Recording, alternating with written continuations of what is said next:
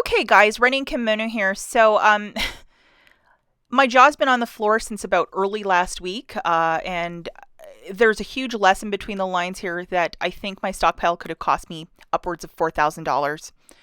And I just want you guys to be really smart. I think that sometimes when a person who's a non-couponer might look at your stockpile, they might have conceptions, ideas of who you are and the kind of money that you have. And that's not the case. You just know how to shop. So I am not going to get into specifics here because this is not to crap on people that work in the trades. No, sir. My husband actually works in the trades as well. But we had to get something fixed in our basement. So was it water? Was it lights? Was it, heating, cooling? What was it? I'm not going to talk about the specifics, but we needed a company to come in to look at something that we needed to just quote on something like that. So on Monday, my husband made the call, and these are older stockpile photos. I don't have anything like new recently, but the stockpile pretty much looks the same. And I haven't done a stockpile tour either because they get so heavily criticized. Back to story time. My husband made an appointment, and a gentleman came over on Monday, and he looked at it and basically told my husband very, very affirmatively that the repair needed to be done right away. Like there was not 10 minutes to waste. And I wasn't there to ask a bunch of questions. I was actually at work, so I just heard all of this secondhand, but it was just this direness. And then immediately after that, because it was $10,000, this gentleman went right into payment plans and could you get this much for us and how much down, la la la, very specific about money right out of the gate as well. Like very, very, very specific. In the past, we had hired this company to do a little bit of work in the house, and I remember the technician came, worked for 15 minutes, and it was a $500 bill. And I remember I wrote the technician a check, and he was very quick, very professional. And then he looked at the table, and I had some cat treats I had been hauling at the Dollar General. This was years ago. And he wanted a bag of that, and I was like, what? So on top of the $500 check, a free bag of cat treats. Okay, take it and leave, please. It was one of those sort of weird situations. But my husband, I could tell when I talked to him, he was quite frazzled. And he was just like telling me, like, we need to book this, we need to book this, we need to book this. Like, right away. $10,000 for this repair. We need to book this right now. And everything was written and itemized for me to look at. And because it was such a large amount, I told my husband, I said, you know what we need to do? We need a second opinion because I'm not just going to write a check and book these people based on a trade that I don't know. It's not my skill set, but I do know that sometimes for something like this, it's good to get a second set of eyes.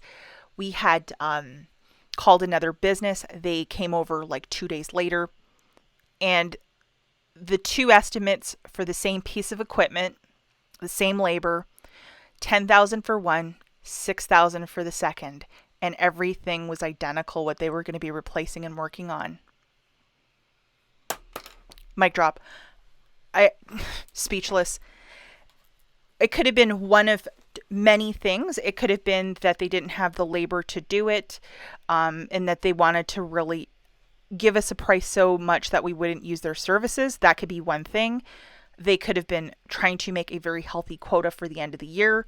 Or they could have looked in the books and saw that I wrote a $500 check a couple years ago and it was no problem. And there was a note about me.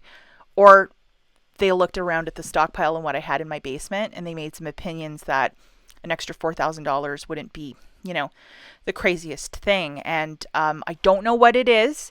And I hate to be that person, but obviously we went with the second company and they came and did the repair work this morning and it's done. $6,000 done.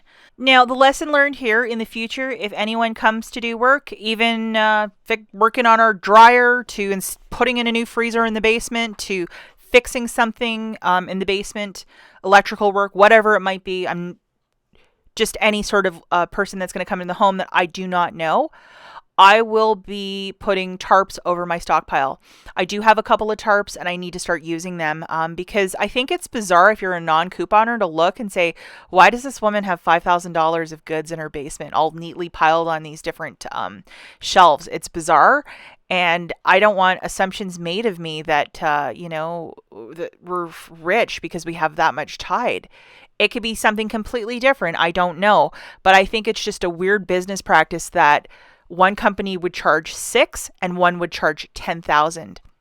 That's a huge difference in my world, and I like to count my pennies, and this is something I will be practicing, putting up these large tarps from now on. If any of you might have your entire stockpile in your basement or your garage, and you ever have some technician or somebody coming through your house to do work, even somebody painting, let's just be anything, I'm not saying to be so like skeptical of people, but if they're a non-couponer, this might just be a really weird thing, or they might be like, I want some of this, I want some of that. And that's also happened to me before in the past. Again, I'm not bashing or crapping on people in the trades because my husband does work in the trades, but I find this just to be very, very suspicious that it jumped so much from business one for business two for the exact same itemized list. And yes, I did look at the list and I checked it twice.